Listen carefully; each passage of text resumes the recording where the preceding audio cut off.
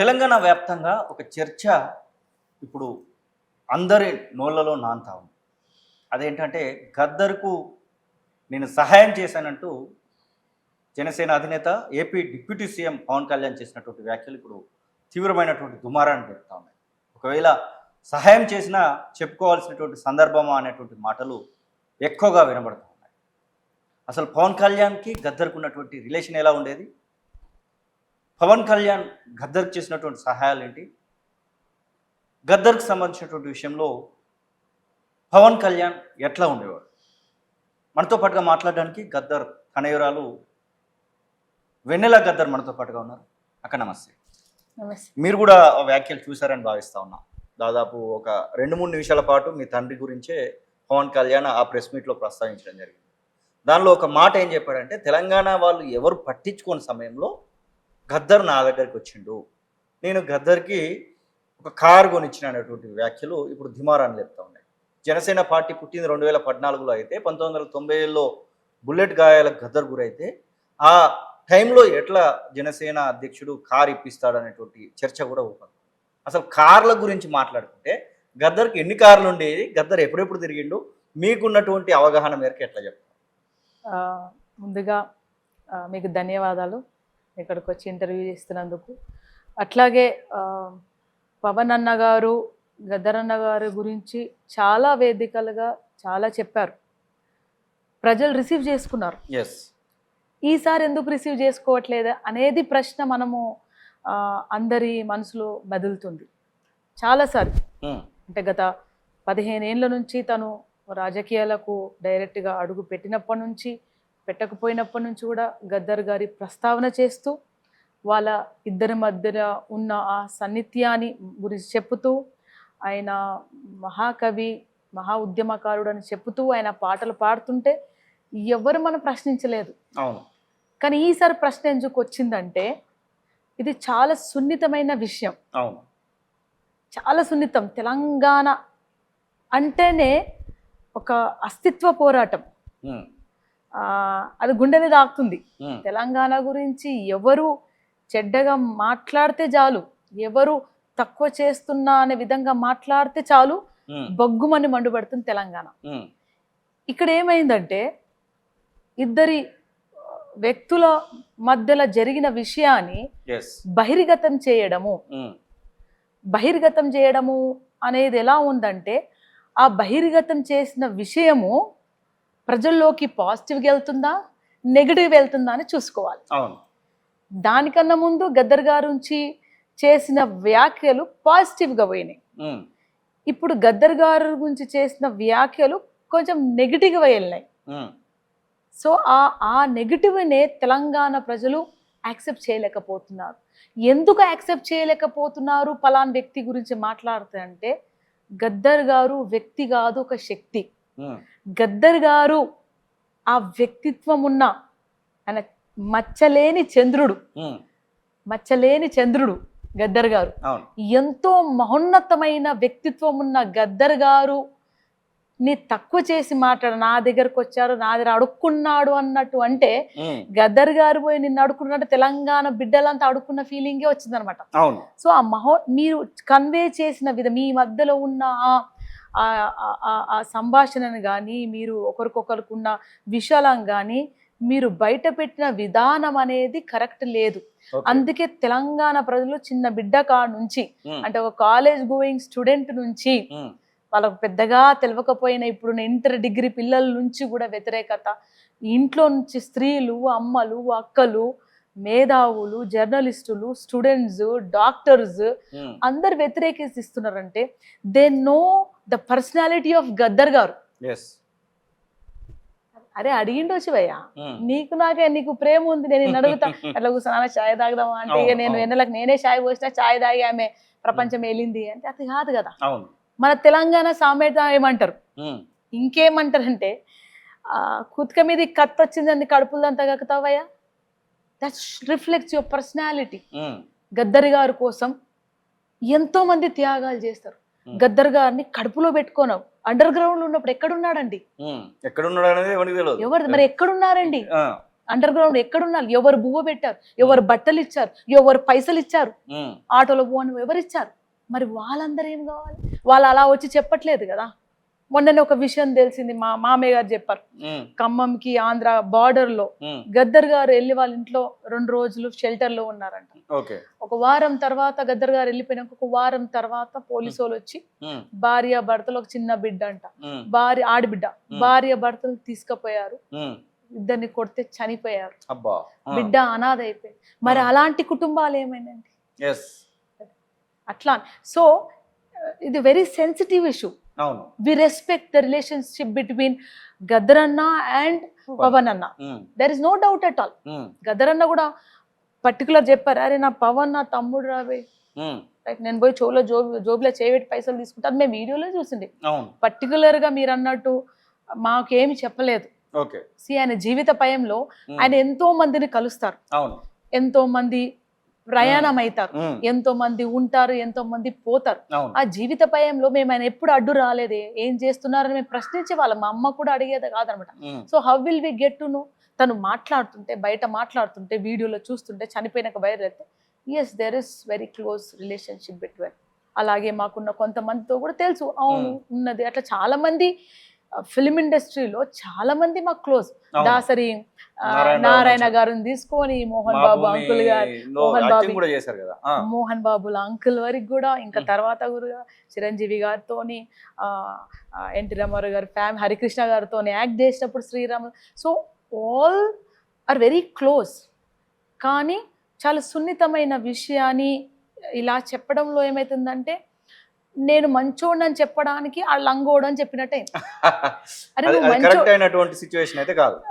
So నేను మంచోడు అంటే నీ మంచితనం ప్రూవ్ చేసుకోవాలి కానీ if you are showing the negative అంటే అది నెగిటివ్ గానే వెళ్ళింది. మేబీ ఆయన భావోద్వేగమై చెప్పి ఉండొచ్చిండు, కాకపోతే ఒక స్థాయిలో ఉన్న నాయకుడిగా, ఒక ప్రజా లీడర్గా, ఒక పదవిలో ఉన్నప్పుడు మీరు కొంచెము కరెక్ట్గా ప్రజెంట్ చేస్తే బాగుంటుందని నా ఉద్దేశం. ఇక కారు అడుగుతున్నారు, వెన్నెలమ్మ కారు విషయం తెలుస్తులేనంటే, ఆ విషయంలో నేను అన్నట్టు కొత్త కారు వచ్చిందని మాకు ఎప్పుడు సంబరం లేదు, పాత కారు పోయిందని సంబరం లేదు, అర్థమైందా? సో నాన్నగారు అంబాసిడర్ కారులో తిరిగారు, తెలంగాణ ఉద్యమంలో స్కార్పియో ఉంది, తర్వాత బొలేరో, తర్వాత ఇనోవా ఇప్పటికీ ఉంది సూర్యమన్న దగ్గర, రైట్? అవన్నీ కూడా నాన్నకు ఉద్యమాల్లో భాగంగా ఎవరో ఒకరు ఇచ్చినవే. సో దాంట్లో ఏది పవన్ అన్న గారిదో నాకు తెలియదు. మేమైతే పవన్ అన్న గారి కారులో నేను, మా అమ్మ, మా అన్న పిల్లలు, నా పిల్లలు మేము ఎక్కలేదు, మా కుటుంబంలో ఎవరు ఎక్కలేదు. ఇక్కడ గద్దర్ గారు ఏ పని చేసినా, ఏ పాట పాడినా, ఏది చేసినా అది ప్రజలకే అంకితం చేశాడు కానీ మాకు కొల్లగొట్టి తెచ్చి చిత్తిది ఏం లేదు. మాకు దక్కిందల్లా గద్దర్ గారి కుటుంబం, గద్దర్ గారి భార్య, గద్దర్ గారి కొడుకు, గద్దర్ గారి కూతురు అనే పేరు దక్కింది. So we are proud of that. ఆయన మేము కారుణ్య జన్మలు అనుకుంటున్నాం, మాకే జన్మ చాలు ఆయన కడుపులో పుట్టినందుకు. సో అది మాకు జరిగింది. మరి ఎవరిచ్చారు ఏం అది అనమాట. సో ఇక్కడ కారు సమస్య కాదన్న, మనం కూడా బయటికి రిఫ్లెక్ట్ చేయడమే తప్పు.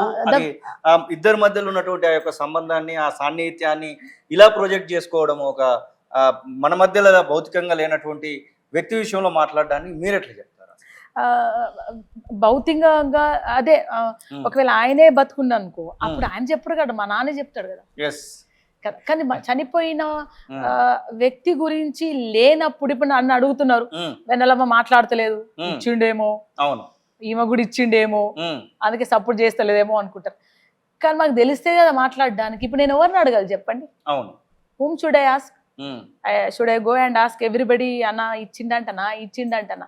That is not my duty. Why should I doubt my father? Why should I question in regard with my father? ఆయన ఒక శక్తిమంతుడు, ఒక నిజాయితీ పరుడు, అర్థమైందా? ఆయన ఏది చేసినా ప్రజలకు చేసి ఉంటాడు. భూవా అడిగితే ప్రజల కోసమే చేసి అడిగి ఉంటాడు, కారు అడిగితే ప్రజల కోసం అడుగుతుంటాడు, అరే ఒక 10 రూపాయలు ఇవ్వంటే కూడా ప్రజల కోసమే చేసి ఉంటాడు. కానీ అది స్వత కోసం చేసింది ఏమీ లేదు. సో అది నా లైన్లోకే కాదు, మన కారేంది ఇంకేమని అడుగుతాం, నీ సీటు కూడా అడుగుతాం, అడుగుడు అది గుంజుకుంటాం, ఏం చేస్తారు? బికాస్ ప్రజల కోసం పనిచేసిన వాళ్ళం కాబట్టి కారు సమస్య కాదు ఇక్కడ. ఒక మనిషి, ఒక గొప్ప వ్యక్తిత్వం ఉన్న మనిషి గురించి మాట్లాడడం సెన్సిటివ్ ఇష్యూ. మనం అందరం ఏమంటారు, అరే తెలంగాణ ప్రజలు ఎవ్వరు గద్దర్కి సపోర్ట్ చేయలేదు, నేను ఒక్కడనే సపోర్ట్ చేశాను, మీరంతా అప్పుడు ఎక్కడున్నారు అనేటువంటి మాటను రిఫ్లెక్ట్ చేస్తూ మరి స్టెచ్ చేస్తూ మరి మాట్లాడుతున్నాం. మీకున్నటువంటి అవగాహన మేరకు ఎవరు సాయం చేయలేదంటారా? అయితే ఇప్పుడు అదే కదనయ్య, the way he presented is not proper. Hospital ఉన్నప్పుడు చాలా మంది వచ్చి కలిసిపోయారు, మేము రోజు బువ్వ కట్టి పంపించినాం, మరి మేమే బిడ్డలు అసలు ఎంత ఇన్సల్ట్ చెప్పండి, బిడ్డలు చూసుకోలేదంటే ఎంత అవమానం చెప్పండి. మా అన్న, మా తమ్ముళ్ళు, ఊరు వాళ్ళు, ప్రజలు వచ్చి ఆయన స్కూటర్లో పెట్టుకొని ఆటోలో కూర్చొని గాంధీ బాగా తీసుకొచ్చారు, వాళ్ళు చెప్పుకుంటున్నారా మేము కాపాడినామని. నేను పరిగెత్తి వాళ్ళని చేసి పరిగెత్తి నంబర్ దుండగలను 2 కిలోమీటర్లు పరిగెత్తిన, లేకపోతే నేను పరిగెత్తకపోతే, చాలా చిన్నగా ఉన్నా నేను, 14 ఏళ్ళు ఉన్నా, పరిగెత్తకపోతే వాళ్ళు మళ్ళా వచ్చి, మేము చిన్నపిల్లలే ఉన్నాం ఇంట్లో, వచ్చి ఫైరింగ్ చేసి కన్ఫర్మ్ చేసుకొని పోవడానికి ఉన్నారు వాళ్ళు. రైట్, మేము చెప్పుకుంటున్నామా? కాదు కదా. మేము గద్దరన్నని బతికించుకొని కుటుంబంగా మళ్ళీ ఎవరికి ఇచ్చినాం? ప్రజలకి. మరి అది కదా సాక్రిఫైస్, అది కదా సాక్రిఫైస్. నానా నువ్వు పాట రాసి మాకు పైసలు తెచ్చి నేను అమెరికాలో చదువుకోవాలనుకుంటున్నా, నేను బిజినెస్ చేయాలనుకుంటున్నా, అల్లే కదా. అదనమాట. సో ద వే అన్నగారు ప్రజెంట్ చేసింది కొంచెం హార్ట్. అరే మేమెందుకు లేము? ఇప్పుడు ప్రతి ఒక్కరు వచ్చి చెప్పలేరు కదా ఇది చేసిన. హాస్పిటల్కి అందరూ వచ్చారు, అందరూ ఉన్నారు, 24 గంటలు. ఇన్నారెడ్డి అన్న, పాషమన్న, గోపీనాథ్ సార్, వాళ్ళందరూ కింద. ఆ రోజు ఏ రోజైతే పవన్ కళ్యాణ్ గారు వచ్చారో ఆ రోజు ఎర్లీ మార్నింగ్ వచ్చేసారు అనుకుంటా, ఎర్లీ మార్నింగ్ లేట్ నైట్ వచ్చారు అనుకుంటా, ఎర్లీ మార్నింగ్ వచ్చారు. ఆ టైంలో మనోళ్ళు వీళ్ళు 10 వరకు వచ్చారన్నమాట. నైట్ అంతా ఉండి వెళ్ళిపోయి ఫ్రెష్ అయ్యి మళ్ళా వచ్చేవాళ్ళమాట. సో ఆ టైంలో మన పాష అన్నగారు తెలియదు, మనం చెప్పలే కూడా, పేపర్లో అంతా వచ్చింది కానీ అట్లా అనమాట. సో వాళ్ళు అక్కడే కూర్చున్నారు, అర్థమైందా.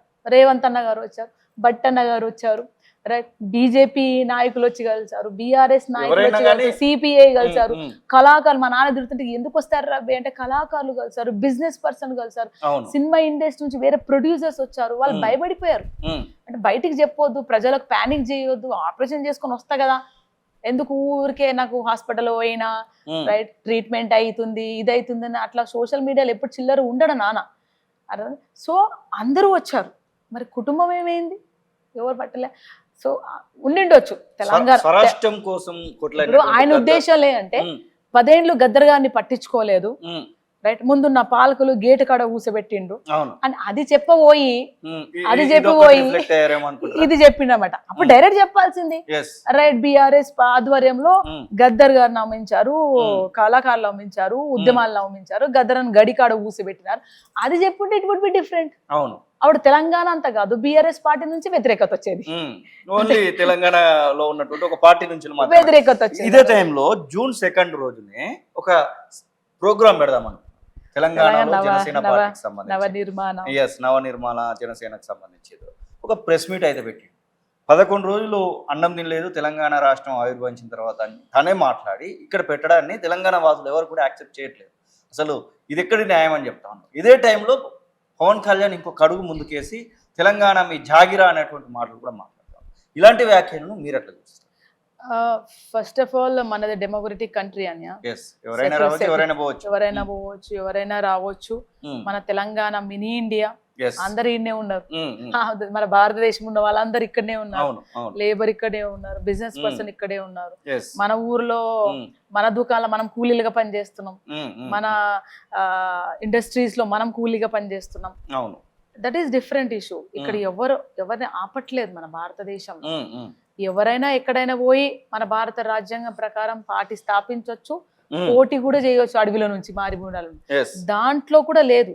మళ్ళీ ఇక్కడ ద వే యూ ప్రెజెంటెడ్ రెచ్చగొట్టడం, నేనే వచ్చి చేస్తా, నా వల్లనే అయింది అనేది ఆ రెచ్చగొట్టే ధోరణే కొంచెం బాధాకరమై అన్ని వర్గాల నుంచి ప్రజలు, అన్ని వర్గాలు అంటే ఉద్యమంలో పాల్గొనని చిన్న అంటే వాళ్ళు చిన్నప్పుడు ఏదో 14 ఏళ్ళ ముందు వాళ్ళు ఏదో 5-6 ఏళ్ళ పిల్లలు కూడా అంటే మా తెలంగాణ నుంచి మాట్లాడతారని ఒక వ్యతిరేకత వచ్చింది. సో గత 10 ఏళ్ళుగా చాలా పార్టీలు వచ్చినాయి. ఆల్రెడీ జనసేన పార్టీ ఇక్కడ ఉంది, మన ఎంపీ ఎలక్షన్స్ లో నిలబడ్డారు, ఏం ప్రాబ్లం లేదు, మీరు నిలబడొచ్చు. కానీ అన్న ప్రజెంట్ చేసిన విధానము ఏం చేయలేదు, మేము వచ్చి చేస్తాము, మా వల్లనే అవుతుంది అనేది అంటే ఒక సెన్సిటివ్ ఇష్యూ ఏంటంటే తెలంగాణ బిడ్డలు అరే మేము ఉన్నాం కదా మేము ఏదో కొట్టుకుంటాం చేస్తాం ఉంటాం కలో గంజి తాగుకుంటాం అది ఏ పార్టీ అయితే మేము వాళ్ళు నువ్వు ఆడ నుంచి ఇక్కడికొచ్చి చేస్తావు అంటే ఆ సెన్సిటివిటీ ఉంది ఇక్కడ. ఇంకొకటి చాలా గుర్తుపెట్టుకోవాలి, చెప్పండి.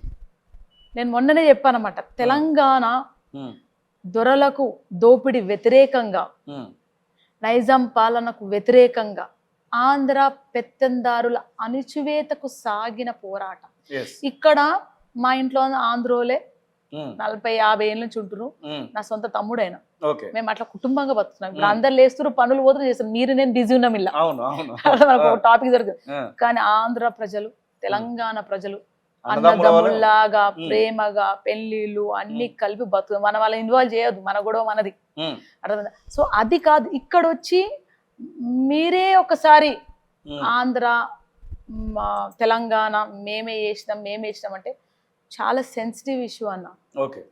చాలా ఎంత అంటే మన తెలంగాణ, నేను పల్లె ప్రత్యక్షంగా 2 ఏళ్ళ నుంచి తిరుగుతున్న ఇంటింటికి పోతే ప్రతి ఒక్క ఇంటిలో తెలంగాణ ప్రతి ఒక్క గడపలో ఒక అమరవీడు ఉన్నాడు, లేకుంటే అక్క చచ్చిపోయి ఉంటది, లేకుంటే అనుమానంగా తీసుకుపోయి కాలిరిపోయిన అవిటివాడు ఉంటారు, ఎంతో చదువుకున్న ఉద్యోగం లేక తాగి చచ్చిపోయిన వాళ్ళు ఉంటారు.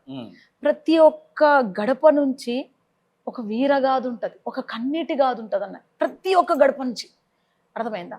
అంత త్యాగాలు చేసి తెచ్చుకున్న తెలంగాణ ఇంకా మన ఇంకా నిలకడలా కాలేదు. ఇంకా ఇవన్నీ అన్నప్పుడు నువ్వు అదేమో చీమ అంట చూడు, బంగారు ఎందుకు చీమ కుట్టినావు అంటే నా బంగారు పుట్టలో చేయి పెడితే కుట్టకుంటే ఏం చేస్తుంది అంటారు. చీమ గింతనే ఉంటది మరి, అది బంగారు పుట్ట కాదు, మట్టి పుట్ట. కానీ దానికి మాకు బంగారమే కదా, మేము మట్టే కావచ్చు, బంగారం కదా. So it's very sensitive issue. పాపం తను ఇంకోటి ప్రజెంట్ చేయడానికి పోయి ఇంకోటి ప్రజెంట్ చేసేనారేమో అని అనిపించింది. మీరు ఒక కాంగ్రెస్ నాయకురాలు లెక్క మాట్లాడుతున్నారా, గద్దర్ కూతురు లెక్క మాట్లాడుతున్నారా, తెలంగాణ వాది లెక్క మాట్లాడుతున్నారా అంటే వెన్నెల ఏం చెప్తారు? నేను తెలంగాణ ఆడబిడ్డగా మాట్లాడుతున్నాను. నా ఫస్ట్ వీడియో చూస్తే అదే చెప్ప, నేను ఒక తెలంగాణ ఆడబిడ్డగా బాధ అనిపించింది అంతే. జస్ట్ అటు నీ అయ్యే జాగిర్ అని అంటే నా అయ్యే జాగిరే అంటారు అన్న ఎవరన్నా. ఎందుకు అంటే తాతలు ముత్తాతలు నరికేవేయబడ్డారు, మా తాతలు ముత్తాతమ్మలు చెరిచివేయబడ్డారు, వాటికి తిరగబడ్డారు. రైట్, మా తమ్ములను అన్నలను మామలను చెట్టుకు ఏలాడేసి కొట్టి పడేస్తే రక్తపు ఏరులు పారినాయి అన్న. అది ఎంత తలుచుకుంటుంటేనే ఇట్లా ఇప్పుడు మళ్ళా గండ్రగొడ్డలు పెట్టి కొట్లాడాలంత బాధ వస్తుంటది బాధ. అంత సెన్సిటివ్ ఇష్యూని చాలా అద్భుతంగా ప్రజెంట్ చేయొచ్చు మనం ప్రజల్లోకి పోవాలంటే. సో ఆ మాటని ఇంకొంచెం ప్రేమగా చెప్పుంటే అరే మనం అందరు కలిసి చేద్దాం. ఇప్పుడు గద్దరన్న ఏమంటుండే, తన మాటల్ని వెనక్కి తీసుకుంటున్నట్టుగా నేను అట్లా మాట్లాడకుండా ఉంటే బాగుండేదని ఒకవేళ పవన్ కళ్యాణ్ చెప్తే మీరు స్వీకరించడానికి సిద్ధంగా ఉన్నారా ఒక తెలంగాణ ఆడబిడ్డగా? అన్న మనము ఏం చెప్పాల్సిన అవసరం లేదన్న, పనితనంలో తెలుస్తుంది అన్న. మనం సారీ అడగట్లేదన్న, మనం తెలంగాణ ఎవరు సారీ అడగం. నమస్తే అన్న అనుకో, మనం నమస్తే పెట్టినరా అని పోయి కౌగులించుకొని అన్ని ఉన్నాయని ఇచ్చేస్తాం, అవసరం లేదు. సెల్ఫ్ ఇంట్రోస్పెక్ట్ చేసుకొని కొద్దిగా సరే అయిపోయింది, ఏంది అయిపోయింది, మనం అంతా ఒకటే, నేను ఒక ప్రజలకు సేవ చేయడానికి వచ్చిన రైట్ అని ఆయన చేసుకుంటే పోతుంది అంటే నేను కూడా ఈ రోజు తర్వాత ఈ టాపిక్ ఇంటర్వ్యూస్ ఇవ్వదలుచుకోలేదు.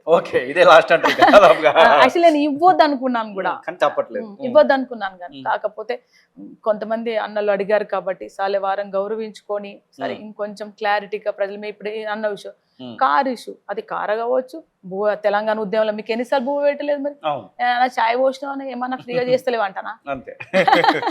సో అది ఒక జీవిత పయనంలో భాగం, యుద్ధంలో భాగం. సో దాన్ని సెన్సిటివ్ గా మనం దాన్ని పెద్దగా చేయొద్దని నేను అందరినీ రిక్వెస్ట్ చేస్తున్నాను. మనం తెలంగాణ బిడ్డలం చాలా క్షమిస్తాం, అది మర్చిపోతాం, ఎంత ద్రోహం చేసినా క్లోజ్ అయిపోతుంది, ఏముండదు. సో అట్లాంటి భావన అట్లాగే సేమ్ ఆంధ్ర ప్రజలు కూడా ఎంతో ప్రేమగా ఉండి ముందుకు పోతారు. సో దాంట్లో ఇబ్బంది ఏమీ లేదు. దీన్ని మనం ఇంకా ఎక్స్టెండ్ చేయకుండా మనం కూడా ఒక సరే అయిపోయింది, మనం పని చేసి ప్రూవ్ చేద్దాం. ఓకే. ఎస్ అన్న తెలంగాణ నిర్మాణం చేద్దాం అంటారా, చెయ్యి మరి. మా వాళ్ళకి ఉద్యోగం లేదు, జరే మాకు ఫండ్స్ తక్కువనే, ఫండ్ గవర్నమెంట్ ఉన్నాడు కదా, ఫండ్ రిలీజ్ చేయి. మనకు సెంట్రల్ నుంచి ఇప్పటిదాకా ఒక ఫండ్ రిలీజ్ చేపియండి. రైట్, ప్రాజెక్ట్స్ కడుతున్నాం, ప్రాజెక్ట్ రిలీజ్ చేపియండి. లేకుంటే మీ సొంత పర్సనల్ ఫండ్ నుంచి, మీ అసోసియేషన్ నుంచి, మీ ఎన్జిఓ నుంచి ప్రభుత్వానికి ఫండ్ ఇవ్వండి. రైట్, ఎస్పెషల్లీ మెడికల్ సంబంధించిన ఫండ్ ఇవ్వండి, ఎడ్యుకేషన్ సంబంధించిన ఫండ్, ఆంటర్ప్రినర్షిప్ డెవలప్మెంట్ రిలీజ్ చేయండి. అప్పుడు ఎంత అద్భుతం ఉంటుంది. అప్పుడు నేను వెన్నెల మాట్లాడుతున్నా, పోదు పవన్ అన్నది ఒకటి గుద్ది పోతారట మనం. So it is very simple. ప్రజలు మన పనితనాన్ని చూస్తారు. మాటలు ఈ రోజు ఉంటే రేపు గాలిలో పోతాయి. రైట్, మన పనితనం మిగులుతుంది. సో అన్నగారిని ఒకటే రిక్వెస్ట్ ఏంటంటే, మాటలతో మనము పోటీలు పడకుండా గద్దరన్నలాగా గ్రౌండ్ లెవెల్లా దున్నుకుంటూ వచ్చి వేర్లు మొక్కలు నాటుకుంటూ వేర్లు కాపాడుకుంటూ వస్తే నువ్వు ఎంత నరికినా సరే అది మొలుస్తూనే ఉంటుంది. ఓకే, థ్యాంక్ యూ వెన్నెల గారు. ఎస్, ఇది వెన్నెల గద్దర్ చెప్తున్న మాటలు. మొత్తం మీద గద్దర్ పైన చేసినటువంటి వ్యాఖ్యలు సరైనటువంటి కాదని చెప్తూనే, ఇక ఎలా ముందుకు వెళ్ళినటువంటి హితబోధేశం కూడా తన యొక్క అన్న పవన్ కళ్యాణ్ తను చెప్తున్నటువంటి మాటల్లో మనం వింటా ఉన్నాం. కెమెరా పర్సన్ అజర్తో శ్రీనివాస్, తొలి వెలుగు, తెలంగాణ సాంస్కృతిక సారథి, హైదరాబాద్.